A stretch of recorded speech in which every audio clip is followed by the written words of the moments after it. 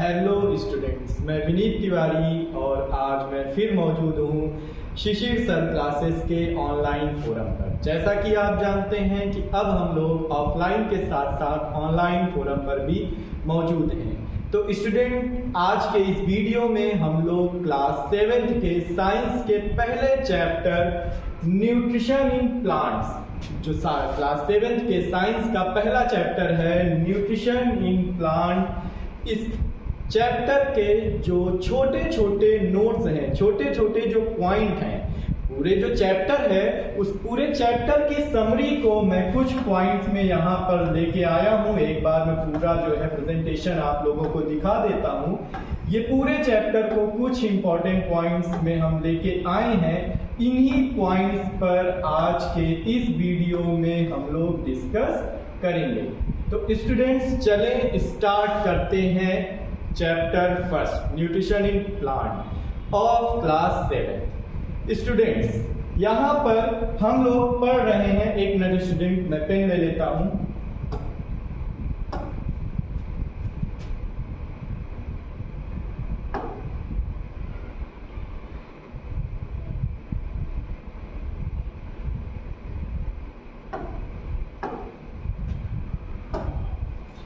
Okay students, चलें start करते हैं पहला चैप्टर न्यूट्रिशन इन प्लांट। सबसे पहले तो हम लोग थोड़ी सी भूमिका बनाते हैं चैप्टर की। न्यूट्रिशन इन प्लांट, देखिए हम लोग तो एनिमल्स हैं, तो हम लोग तो एनर्जी के लिए जो फूड खाते हैं, क्लास 6 में आपने पहले चैप्टर में फूड चैप्टर पढ़ा हुआ है, तो एनर्जी हमें फूड से मिलती है, वो हमें पता है। लेकिन हम लोग हेटेरोट्रॉप हैं, तो हम लोग जो खाना खाते हैं वो हम बाहर से कंज्यूम करते हैं, इनटेक करते हैं। लेकिन जो प्लांट है, प्लांट तो ऑटोट्रॉप है। प्लांट क्या है? प्लांट जो है ये ऑटोट्रॉप हैं, ये ऑटोट्रॉप्स होते हैं। ये जो है अपना खाना खुद बनाते हैं प्लांट। उसी को यहाँ पर इस चैप्टर में हम लोग डिस्कस करेंगे। तो यहाँ पर पहला ही पॉइंट हम लोग लेते हैं स्टूडेंट, एक मिनट। जो पहला पॉइंट यहाँ पर हम लोगों ने पढ़ना है वो पहला ही पॉइंट है। अच्छा स्टूडेंट, उससे पहले यहाँ पर मैं ये जो पहला यहाँ पर एक फिगर बना हुआ है, एक प्रेजेंटेशन यहाँ पर दिया गया है, उसकी बात करते हैं। तो इस डायग्राम में दिखाया गया है, यहाँ पर ये जो डायग्राम है, इस डायग्राम में यहाँ पर दिखाया गया है जो प्लांट अपना फूड बनाते हैं वो कैसे बनाते हैं। जो प्लांट अपना फूड बनाते हैं वो कैसे बनाते हैं। तो यहाँ तो इतना तो आप लोग भी पढ़े हैं, जानते होंगे कि जो प्लांट अपना खाना बनाते हैं वो सिंपल प्रोसेस होता है, जिसे हम एक फोटोसिंथेसिस, उस प्रोसेस को क्या कहते हैं? फोटोसिंथेसिस कहते हैं। ये एक केमिकल प्रोसेस है जिसमें जो है प्लांट सोलर एनर्जी को लेता है और उसे केमिकल एनर्जी में कन्वर्ट करता है। उसी को यहाँ पर इस फिगर में यहाँ पर स्टूडेंट्स दिखाया गया है। अगर हम देखें तो देखें आपको क्लियरली दिखाई पड़ रहा है, सनलाइट आ रही है और लीफ पर, जो लीव्स हैं उन पर सनलाइट पड़ रही है। और यहाँ पर दिखाया गया है, थोड़ा सा कट गया है लेकिन दिख रहा होगा, यहाँ पर H2O है। क्या है? H2O है, जो कि रूट, कौन? जो रूट्स हैं, रूट्स वाटर एब्जॉर्ब करके दे रही हैं किसको? प्लांट के लीव्स तक पहुंचा रही हैं। जो जाइलम होते हैं प्लांट्स में, वो वाटर को रूट से लेते हैं और लीव्स तक उसे लेके जाते हैं। और यहाँ पर जो लीव्स हैं उस पर दिख रहा है, यहाँ पर क्लोरोफिल लिखा हुआ दिख रहा है। क्लोरोफिल वो पिगमेंट है, क्लोरोफिल वो पिगमेंट है जिसके बिना फोटोसिंथेसिस प्रोसेस नहीं हो सकता। अभी हम लोग फोटोसिंथेसिस पढ़ने चल रहे हैं, इसी चैप्टर में पढ़ेंगे, वहां पर इस चीज को हम बताएंगे कि बिना क्लोरोफिल के फोटोसिंथेसिस प्रोसेस नहीं हो सकता। क्योंकि क्लोरोफिल होता है कि इंपॉर्टेंट रोल प्ले करता है किसमें? जो सन के रेडिएशन को ट्रैप करने में। जो सोलर एनर्जी आती है, जो सन का रेडिएशन आता है, उससे जो एब्जॉर्ब करने का काम कौन करता है? क्लोरोफिल करता है। कौन करता है? क्लोरोफिल। जब हम हायर क्लास में जाएंगे तो पढ़ेंगे chlorophyll A, chlorophyll B, chlorophyll C, D, E, ऐसे बहुत से क्लोरोफिल होते हैं जिसमें इंपॉर्टेंट रोल क्लोरोफिल ए और बी प्ले करता है सोलर एनर्जी को एब्जॉर्ब करने में। फिर वो तो डिटेल में हम लोग क्लास 10 में पढ़ेंगे कि लाइट प्रोसेस और डार्क प्रोसेस होती है फोटोसिंथेसिस कराने में। यहाँ केवल इंट्रोडक्शन हमें पढ़ना है। तो ये तो जो यहाँ पर एक बहुत बढ़िया सा डायग्राम बना था उसके बारे में हमने बताया कि सन की रेडिएशन आ रही है, रूट से वाटर आ रहा है, क्लोरोफिल खुद मौजूद होता है, क्लोरोफिल खुद मौजूद होता है लीव्स में। जो लीव्स की मेसोफिल टिश्यूज होती हैं उनमें क्लोरोफिल होता है। एक स्पेशल टाइप के जो है सेल ऑर्गेनेल होते हैं प्लास्टिक, उसमें क्लोरोप्लास्ट होता है और क्लोरोप्लास्ट में ग्रीन पिगमेंट क्लोरोफिल होती है। और ये जो लीव्स होते हैं, लीव्स में ही छोटे छोटे स्टोमेटा होते हैं। क्या होते हैं? छोटे छोटे पोर होते हैं जिन्हें हम स्टोमेटा कहते हैं। क्या कहते हैं? जिन्हें हम स्टोमेटा यहाँ पर कहते हैं। छोटे छोटे पोर होते हैं जिन्हें हम स्टोमेटा कहा जाता है। ये स्टोमेटा करते क्या है? ये स्टोमेटा जो गैसियस एक्सचेंज है उसको कराते हैं। तो कार्बन डाइऑक्साइड को भी एब्जॉर्ब कौन कराता है? स्टोमेटा कराता है। कौन कराता है? स्टोमेटा कराता है। तो स्टोमेटा कार्बन डाइऑक्साइड को एब्जॉर्ब करता है, उसे इनटेक करता है। क्लोरोफिल मौजूद होता है लीव्स में, रूट वाटर एब्जॉर्ब करके देता है और सनलाइट सन की रेडिएशन से मिलती है। और इन सबको यूज करते हुए प्लांट एक प्रोसेस करता है जिसे हम फोटोसिंथेसिस कहते हैं। और उस फोटोसिंथेसिस प्रोसेस से प्लांट अपना क्या बनाता है? फूड बनाता है। तो ये जो डायग्राम बना था उसका यहाँ पर प्रेजेंटेशन था। आगे बढ़ते हैं, अपने टॉपिक पर आते हैं। जो हमारा पहला यहाँ पर पॉइंट दिया गया है वो है न्यूट्रिशन। क्या है? न्यूट्रिशन। तो न्यूट्रिशन क्या है? जो पहली ही हेडिंग है, चैप्टर हम लोग न्यूट्रिशन इन प्लांट पढ़ रहे हैं, तो सबसे पहला जो क्वेश्चन उठता है हम लोगों का वो ये क्वेश्चन ये होता है कि व्हाट इज न्यूट्रिशन? न्यूट्रिशन क्या है? तो आपको अगर न्यूट्रिशन बताना हो तो आप सिंपल जो है लैंग्वेज में न्यूट्रिशन को बताएंगे। क्या बताएंगे? कि it is the mode of taking food by an organisms and its utilization by the body. क्या? It is the mode of taking food. Nutrition is the mode of taking food. Nutrition क्या है? Food को take करने का mode है bye an organism, किसी भी organism से, and its utilization by the body, और उसका बॉडी में यूटिलाइजेशन, केवल खाने को लेना नहीं, उसका बॉडी में यूटिलाइजेशन भी क्या कहलाता है? न्यूट्रिशन कहलाता है। क्या कहलाता है? न्यूट्रिशन। तो वो प्रोसेस जिसमें कोई भी ऑर्गेनिज्म फूड को इनटेक करता है और फिर उस फूड का यूटिलाइजेशन होता है बॉडी में, हमारे वेरियस लाइफ प्रोसेसेस में वो यूज होती हैं, उससे रिलीज होने वाली एनर्जी, तो उसे हम न्यूट्रिशन कहते हैं। क्या कहते हैं? न्यूट्रिशन कहते हैं। देखें, न्यूट्रिशन की बात करेंगे तो यहां पर सीधे सीधे हम बताएंगे क्या? It is the mode of taking food, खाने को लेना और बॉडी में उसका यूटिलाइजेशन। समझ में आया? आगे बढ़ते हैं। जो अगला पॉइंट यहां पर दिया गया है वो है न्यूट्रिएंट। क्या है न्यूट्रिएंट? न्यूट्रिशन मतलब पोषण, न्यूट्रिएंट मतलब पोषक तत्व। The components of food that provide nourishment to the body। Food को इंटेक करना तो न्यूट्रिशन हो गया, लेकिन फूड जो हम इंटेक करते हैं उसके जो कंपोनेंट्स हैं, उसके जो पार्ट्स हैं, उसी को हम क्या कहते हैं? न्यूट्रिएंट्स कहते हैं। क्या कहते हैं? न्यूट्रिएंट्स कहते हैं, जो हमारे बॉडी में नरिशमेंट करते हैं, जो हमारे बॉडी को का पोषण करते हैं, हमारे बॉडी को पोषक जो तत्व हैं उसको प्रोवाइड करते हैं। यहां पर आगे बढ़ते हैं तो आगे हम देखेंगे मेजर जो न्यूट्रिएंट हैं, जो मेजर न्यूट्रिएंट हैं वो कौन कौन से हैं, तो हम पाएंगे कि हमारे जो हम फूड खाते हैं उसमें बॉडी को जो हम फूड खाते हैं उससे 6 मेजर न्यूट्रिएंट हमें मिलते हैं। 6 मेजर न्यूट्रिएंट हैं जो हमें चाहिए होता है। सबसे पहला है कार्बोहाइड्रेट। सबसे फर्स्ट क्या है? कार्बोहाइड्रेट। ये फर्स्ट है कार्बोहाइड्रेट। कार्बोहाइड्रेट की बात करें तो जैसे हम चावल खाते हैं, आलू खाते हैं, इनसे हमें जो न्यूट्रिएंट मिलता है वो कार्बोहाइड्रेट है। क्या है?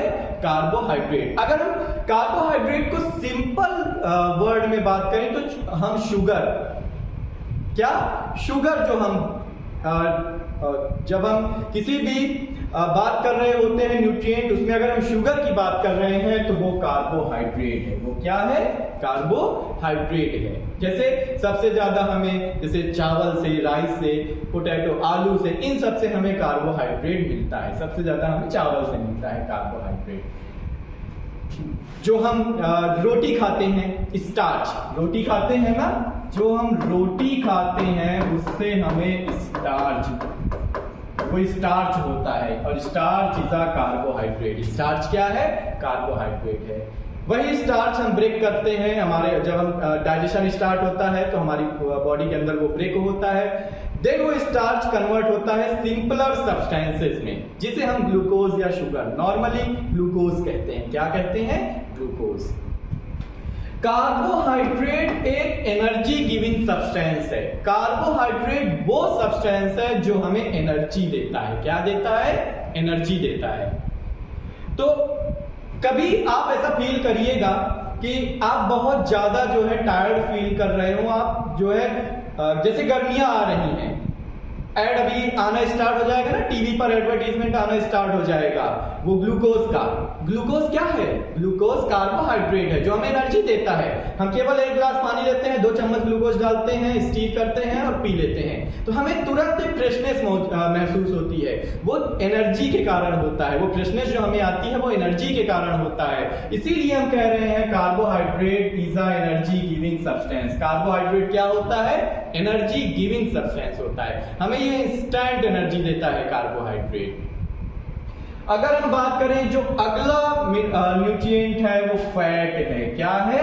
फैट। जितनी भी ऑयल वाली चीजें हम खाते हैं, जितनी भी ऑयली स्टफ वाले फूड स्टफ को हम खाते हैं, जितने भी ऑयल वाली फूड स्टफ को हम खाते हैं, उससे हमें फैट मिलता है। क्या मिलता है? फैट मिलता है। उससे हमें ऑयल वाली चीजें हमें फैट देती हैं। फैट भी एनर्जी देता है। फैट भी एनर्जी देता है, लेकिन फैट हमारे लिए थोड़ा सा हार्मफुल भी है।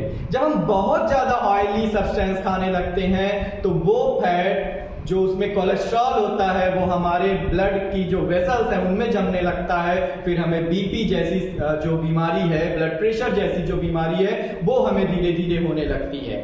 फैट, जब बहुत फैट वाली चीजें हम बहुत ज्यादा खाने लगते हैं, ऑयल वाली चीजें बहुत ज्यादा खाने लगते हैं, जैसे पूड़ी हो गया, पराठा हो गया जो है, और जंक फूड जो चिप्स हो गया, ये सब अगर हम चीजें बहुत ज्यादा खाने लगते हैं, इसमें फैट होता है। और ये जो फैट होता है ये जगह जगह हमारे बॉडी में जो चर्बी के फॉर्म में वो जमा होने लगता है। फिर हमें धीरे धीरे ओबेसिटी, मोटापा आने लगता है। तो फैट हमारे लिए हार्मफुल भी है। अगर हम नॉर्मल अमाउंट में फैट खा रहे हो तो वो हमारे लिए अच्छा है, लेकिन हम एक्सेस अमाउंट में फैट वाले सब्सटेंस खा रहे हैं तो हमारे लिए बिल्कुल भी अच्छा नहीं है। जितनी भी ऑयल वाली चीजें हैं उनसे हमें फैट मिलता है।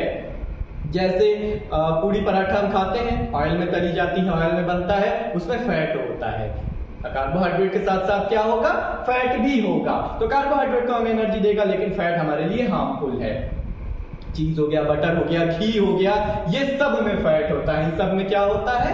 फैट होता है। जो अगला यहाँ पर जो न्यूट्रिएंट है वो मिनरल्स दिया गया है। कौन सा? मिनरल्स दिया गया है। मिनरल हमारे लिए बहुत ही इंपॉर्टेंट होते हैं और ये मिनरल हमें मिलते कहां से हैं? ये मिनरल हमें वेजिटेबल्स से मिलते हैं। किससे मिलते हैं? वेजिटेबल से मिलते हैं। इवन जो हम पानी पीते हैं उससे भी मिनरल हमें मिलता है। और जो वेजिटेबल्स हैं, जो मिनरल का जो मेन सोर्स है वो वेजिटेबल्स हैं। क्या है? वेजिटेबल्स हैं। वेजिटेबल्स हम खाते हैं, हमें तरह तरह के मिनरल और जो है विटामिन्स ये सब मिलते हैं। अभी आगे विटामिन भी दिया गया होगा, वहां पर हम पढ़ेंगे। तो अच्छा, एक चीज ध्यान रहे, कार्बोहाइड्रेट है, फैट है, ये सब हमारे बॉडी के लिए मैक्रो एलिमेंट है। मैक्रो, माइक्रो नहीं, मैक्रो। मतलब कि ये हमें लार्ज अमाउंट में चाहिए होते हैं, जबकि मिनरल हो गया, विटामिन हो गया, ये सब हमें स्मॉल अमाउंट में चाहिए होता है। इनकी बहुत थोड़ी सी मात्रा ही हमारे बॉडी की मेटाबॉलिक एक्टिविटी को क्या करती हैं? घटाती या बढ़ा देती हैं। तो ये सब हमें कम अमाउंट में चाहिए होता है। तो जो वेजिटेबल्स हैं, ग्रीन, खासकर जो ग्रीन वेजिटेबल्स हैं, फ्रूट्स हैं, उनसे हमें मिनरल मिलता है। क्या मिलता है? मिनरल मिलता है। आगे बढ़ते हैं। अगला है प्रोटीन। क्या है? प्रोटीन। यहां पर अगला जो है दिया गया है, ये प्रोटीन यहां पर, एक मिनट इरेज कर दें, थोड़ा गंदा हो गया है। चलिए, नेक्स्ट है प्रोटीन। प्रोटीन की बात करें तो ये भी प्रोटीन, चाहे कार्बोहाइड्रेट हो, चाहे फैट हो, चाहे प्रोटीन हो, ये बॉडी के लिए हमें लार्ज अमाउंट में चाहिए होते हैं। जैसे कार्बोहाइड्रेट हमें एनर्जी देता है, इंस्टेंट एनर्जी देता है, फैट भी हमें एनर्जी देता है, लेकिन थोड़ा सा हार्मफुल होता है, थोड़ा सा। हम ये नहीं कहेंगे कि फैट जरूरी नहीं है, फैट भी जरूरी है। प्रोटीन है ये हमारा बॉडी बिल्डिंग। कौन सा? प्रोटीन की बात करें तो ये हमारा बॉडी बिल्डिंग एलिमेंट है। कौन सा एलिमेंट है? बॉडी बिल्डिंग एलिमेंट है। जो हमारे बॉडी की मसल्स हैं वो कौन बनाता है? प्रोटीन बनाता है। कौन बनाता है? प्रोटीन बनाता है। हमारे बॉडी की जो मसल्स हैं उनको प्रोटीन बनाता है, इसीलिए इसे बॉडी बिल्डिंग एलिमेंट कहते हैं। जो लोग जिम जाते हैं, आपके घर में कोई बड़ा होगा जो जिम जाता होगा, देखे वो बॉडी बिल्डिंग करते हैं, यानी जिम जा रहे होते हैं, एक्सरसाइज करते हैं, वो प्रोटीन को बाहर से भी लेते हैं। खाने के साथ तो प्रोटीन लेते ही हैं, वो जो खाना खा रहे हैं उसमें तो प्रोटीन है ही, वो बाहर से भी थोड़ा सा प्रोटीन, वो पाउडर के फॉर्म में, किसी ना किसी फॉर्म में प्रोटीन, या पनीर के फॉर्म में, एग के फॉर्म में, अंडे खाते हैं, पनीर खाते हैं, या कोई पाउडर के फॉर्म में वो प्रोटीन को लेते हैं। क्यों? क्योंकि वो बॉडी बनाता है, वो हमारी मसल्स को बनाता है, वो मसल्स के फॉर्मेशन में हेल्प करता है। तो प्रोटीन हमारा बॉडी बिल्डिंग एलिमेंट है। अगर हम प्रोटीन की बात करें तो प्रोटीन मिलता किससे है? तो अगर हम वेजिटेरियन हैं, तो हम प्रोटीन खाने के लिए हम सबसे ज्यादा हमें जो दालें होती हैं, जो पल्सेस हैं, जो हमारे घर में दाल बनता है, उन दालों से प्रोटीन हमें अच्छी खासी अमाउंट में मिलता है। और साथ में जो ग्रीन वेजिटेबल्स हैं उनमें भी प्रोटीन होता है, बट वो स्मॉल अमाउंट में होता है। और अगर हम नॉन वेजिटेरियन हैं तब तो हमारे पास बहुत ज्यादा सोर्स है प्रोटीन का। हमें फिश से भी प्रोटीन मिलता है, एग से भी मिलता है, मीट से भी प्रोटीन मिलता है। और अगर हम वेजिटेरियन हैं तो पनीर को भी हम यूज कर सकते हैं प्रोटीन के लिए, पनीर में भी प्रोटीन होता है। तो यहां पर ये प्रोटीन की बात हुई। अब हम बात करेंगे विटामिन की। किसकी बात करेंगे? विटामिन की। ये जो हम 6 मेजर न्यूट्रिएंट्स पढ़ रहे हैं उसमें एक दिया गया है, कौन सा? विटामिन। विटामिन भी मिनरल्स की तरह ही बॉडी को स्मॉल अमाउंट में चाहिए होते हैं, बहुत ज्यादा नहीं। कभी देखा है कि विटामिन को हम दाल चावल की तरह ऐसे थाली में लेके खा रहे हो? नहीं ना। वो जो हम खाना, सब्जियां, फल, ये सब खा रहे होते हैं, इन्हीं से हमें स्मॉल अमाउंट में विटामिन भी मिल जाता है। तो विटामिन को बॉडी को विटामिन स्मॉल अमाउंट में चाहिए, लेकिन नेसेसरी है, जरूरी है। हमारे बॉडी की मेटाबॉलिक एक्टिविटीज में, हमारे ग्रोथ में विटामिन का बहुत इंपॉर्टेंट रोल होता है। अलग अलग विटामिन है, जब हम हायर क्लास में जाएंगे तो विटामिन के अलग अलग जो है टाइप पढ़ेंगे। Fat soluble vitamin, water soluble vitamin, vitamin A, B, C, D E के ये सब पढ़ेंगे, हायर क्लास में पढ़ेंगे। यहाँ हम केवल इंट्रोडक्शन ले रहे हैं, या उसके लिए हम अलग से एक वीडियो बना देंगे विटामिन टॉपिक पर ही, क्योंकि बहुत इंपॉर्टेंट टॉपिक है विटामिन, वो हर क्लास में आपको हेल्प कर देगा अगर आप बायो से जुड़े हुए रहेंगे। तो जो भी हम फल खाते हैं, सब्जियां खाते हैं और जो हम अनाज खाते हैं, उससे भी हमें विटामिन मिलता है। जैसे एक सिंपल सा एग्जांपल दें, विटामिन ए जैसे विटामिन ए है, विटामिन ए हमारी आंखों के लिए, किसके लिए? विटामिन ए हमारी आंखों के लिए बहुत इंपॉर्टेंट है। विटामिन ए का जो वहां साइंटिफिक नेम है वो इसका जो है रेटिनॉल होता है। विटामिन ए यानी रेटिनॉल हमारे आंखों के लिए बहुत ही इंपॉर्टेंट होता है। और रेटिनॉल मिलता है किससे? गाजर से। अगर हम गाजर खा रहे हैं तो rich source of vitamin A, और वो सीधे हमारे आंखों के लिए गुड इफेक्ट करेगा, अच्छा इफेक्ट करेगा हमारी आंखों पर। या विटामिन सी है, हमारे दांतों के लिए है। विटामिन सी किससे मिलेगा? पढ़े होंगे ना किसी क्लास में, जितने भी खट्टे सब्सटेंस होते हैं उसमें विटामिन सी होता है। स्कर्बिक एसिड, विटामिन सी यानी स्कर्बिक एसिड। जितने भी खट्टे सब्सटेंस होते हैं, आंवला हो गया, नींबू, इन सब में विटामिन सी होता है। दांतों के लिए अच्छा है, बालों के लिए अच्छा है विटामिन सी। तो आगे हम विटामिन पढ़ेंगे। और अगला जो न्यूट्रिएंट है वो वाटर है। क्या है? वाटर की बात करें तो भाई बिना पानी के तो लाइफ ही नहीं पॉसिबल है। जैसे बिना हवा के लाइफ नहीं पॉसिबल है, वैसे बिना पानी के भी लाइफ नहीं पॉसिबल है। भाई हमारी जो बेसिक नीड है उसमें से एक है वाटर। हमारी जो बेसिक नीड्स है उनमें से एक क्या है? वाटर है। बिना पानी के हमारा कोई काम नहीं हो सकता, चाहे एक्सटर्नल कोई वर्क हो या हमारे बॉडी के अंदर का वर्क हो। तो वाटर हमारे बॉडी में इंपॉर्टेंट रोल प्ले करता है। और हमारे बॉडी का 70% हिस्सा क्या होता है? 70 से 75% हिस्सा वाटर होता है। क्या होता है? वाटर होता है। तो बिना वाटर के कोई भी मेटाबॉलिक एक्टिविटी कंप्लीट ही नहीं होगी, डाइजेशन भी हमारा कंप्लीट ही नहीं होगा। तो ये तो 6 मेजर न्यूट्रिएंट्स थे।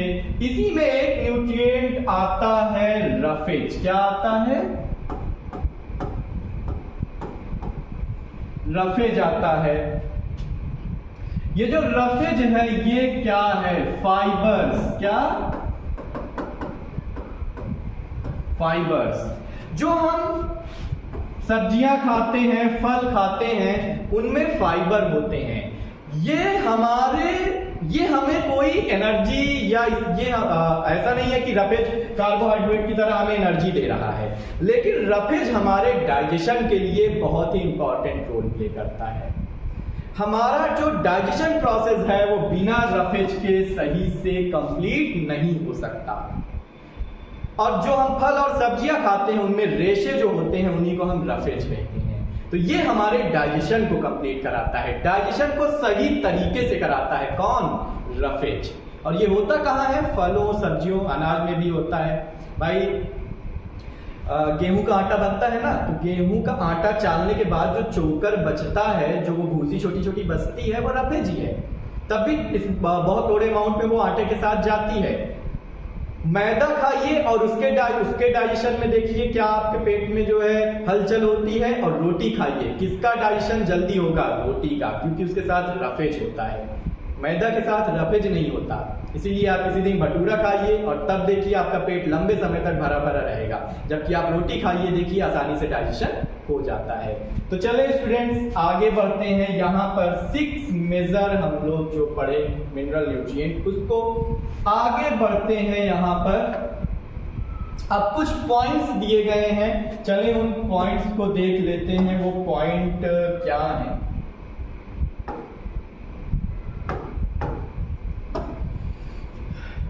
एक पॉइंट दिया गया है, all organisms take food and utilize it to get energy for the growth and maintenance of their body.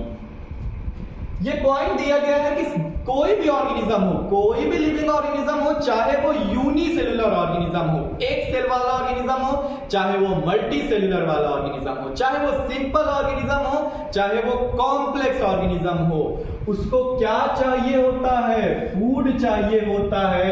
और वो उस फूड को लेते हुए बॉडी में उसका यूटिलाइजेशन करता है, और जिससे उसे क्या मिलती है? एनर्जी। क्या मिलती है? एनर्जी मिलती है। और उस एनर्जी को यूज करते हुए बॉडी की ग्रोथ और मेंटेनेंस करता है। जैसे आप लोग क्लास 7th में हैं, तो आपका ये ग्रोथ ईयर चल रहा है। अगर आप क्लास 7th में हैं तो मैक्सिमम जो है 12-13 साल के आप लोग होंगे। आपका ग्रोथ ईयर चल रहा, बहुत होंगे 13-14 साल के होंगे, आपका ये ग्रोथ ईयर चल रहा है। तो कहा जाता है ना कि आप अपने ग्रोथ ईयर में, ग्रोथ ईयर का मतलब आपकी बॉडी में बहुत तेजी से डेवलपमेंट हो रहा, ग्रोथ हो रहा। इस एज में आपको अच्छा खाना खाना चाहिए। वो जो हम फूड खाते हैं, न्यूट्रिएंट रिच फूड खाते हैं, वो डायरेक्टली हमारे ग्रोथ में क्या करता है? गुड इफेक्ट करता है, हेल्प करता है। तो जो फूड, कोई भी ऑर्गेनिज्म अपनी बॉडी के ग्रोथ और मेंटेनेंस के लिए उसे क्या चाहिए? फूड चाहिए। फूड से क्या मिलती है? एनर्जी मिलती है। और उस एनर्जी को वो बॉडी के जो है डेवलपमेंट और मेंटेनेंस में लगाता है। नेक्स्ट पॉइंट पर आते हैं। अगला पॉइंट क्या है? अगला पॉइंट यहां पर दिया गया है, देखते हैं। Green plants synthesize their food themselves by the process of photosynthesis. They are autotrophs. अभी वीडियो के स्टार्टिंग में मैंने इस चीज को बताया। आप लोगों को स्टूडेंट्स की जो प्लांट्स हैं, अब हम स्पेसिफिक प्लांट की बात करेंगे। अब तो मेन चैप्टर पर आ रहे हैं, जो अभी तो हम नॉर्मल जनरली सबकी बात कर रहे थे। अब हम स्पेसिफिक प्लांट की बात करें तो प्लांट जो होते हैं स्टूडेंट्स, वो ऑटोट्रॉप होते हैं। ये अभी हम वीडियो की स्टार्टिंग में भी इस चीज को बताए कि प्लांट ऑटोट्रॉप होते हैं। ऑटो का मतलब क्या होता है? सेल्फ। क्या होता है? सेल्फ। और ट्रॉप का मतलब ट्रॉपिक, यानी खाना बनाना। ये अपना फूड खुद बना लेते हैं। अपना फूड क्या करते हैं? खुद बना लेते हैं। और किस प्रोसेस से बनाते हैं? फोटोसिंथेसिस प्रोसेस से बनाते हैं। किस प्रोसेस से बनाते हैं?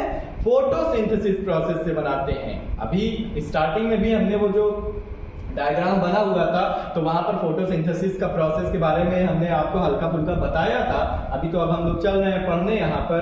तो ग्रीन प्लांट ऑटोट्रॉप होते हैं। इट मींस कि वो अपना खाना खुद बनाते हैं। तो मानी सी बात है, कोई प्रोसेस होगा जिस प्रोसेस से वो अपना खाना खुद बनाते हैं, तो वो प्रोसेस है फोटोसिंथेसिस। फोटो का मतलब क्या होता है? फोटो का मतलब होता है लाइट, और सिंथेसिस का मतलब क्या होता है? प्रिपेयर। लाइट के प्रेजेंस में फूड को प्रिपेयर करना ही फोटोसिंथेसिस है। आगे पढ़ेंगे। यहां पर ये एक जो है डायग्राम रिप्रेजेंटेशन दिया गया है। एक प्लांट बना हुआ है। एक क्या बना हुआ है? प्लांट है। देखिए यहां दिख रहा है सनलाइट जो है वो फॉल होती है किस पर? लीव्स पर। प्लांट के किस पर फॉल होती है? लीव्स पर फॉल होती है। और लीव्स, अभी मैंने स्टार्टिंग में बताया वीडियो के, लीव्स में छोटे छोटे पोर होते हैं जिन्हें हम स्टोमेटा कहते हैं। क्या कहते हैं? और उस स्टोमेटा से क्या एब्जॉर्ब करते हैं प्लांट? CO2, carbon dioxide. वो कार्बन डाइऑक्साइड एब्जॉर्ब करते हैं। सनलाइट उन्हें सन से मिलता है। और क्लोरोफिल मौजूद होता है लीव्स में। लीव्स में क्या मौजूद होता है? क्लोरोफिल मौजूद होता है। और वो कार्बन डाइऑक्साइड रूट से एब्जॉर्ब करते हैं क्या? वाटर। रूट से क्या एब्जॉर्ब करते हैं? वाटर। H2O एब्जॉर्ब करते हैं। वाटर एब्जॉर्ब करते हैं। और उस वाटर और CO2 को यूज करते हुए in the presence of chlorophyll and sunlight, CO2 और वाटर को यूज करते हुए in the presence of chlorophyll and sunlight, green plants अपना फूड बनाते हैं, उनका जो फूड है उसे हम शुगर कहते हैं। क्या कहते हैं? Sugar, carbohydrate. अभी मैंने स्टार्टिंग में बताया बनता है जो यहाँ पर, वो बनता है C6H12O6 ग्लूकोज। इसी को क्या कहते हैं? ग्लूकोज कहते हैं। क्या कहते हैं? ग्लूकोज। और साथ में रिलीज होती है क्या? ऑक्सीजन। क्या रिलीज होती है? ऑक्सीजन। साथ में रिलीज होती है यहां पर ऑक्सीजन। यहां पर अगर हम जो पूरी इक्वेशन बनती है उसकी बात करें तो 6CO2 प्लस 6H2O गिब्स के ऊपर क्या? क्लोरोफिल।